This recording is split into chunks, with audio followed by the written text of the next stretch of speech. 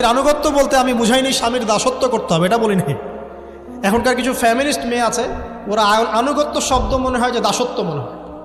আনুগত্য দাসত্ব এক জিনিস না। আনুগত্য কি? স্বামী কোরআন সুন্নাহর অনুকূলে কোনো কথা বলেছে, আপনি মানবেন। স্বামী বলছে পর্দা করো, তোমাকে ভালোবেসে বলছি তুমি পর্দা করো, তুমি আমার অনেক প্রিয় একজন মানুষ, তুমি বেপর্দায় বাইরে যাবা, লোকজন দেখবে, কেমন হয়? ঠিক আছে, তোমাকে তো আমিই বিয়ে করেছি, তুমি আমার মানুষ, তোমাকে দেখবে কেন? ঠিক আছে, তো এখন স্বামী ভালো কথা বলেছে, আপনি শুনলেন, এটা আনুগত্য।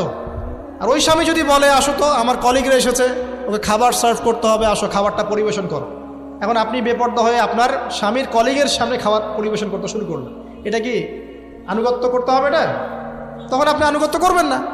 সিম্পল, কোরআন সুন্নাহর অনুগত কাজে আপনি স্বামীর আনুগত্য করবেন, বিপরীতে গেলে আপনি করবেন না।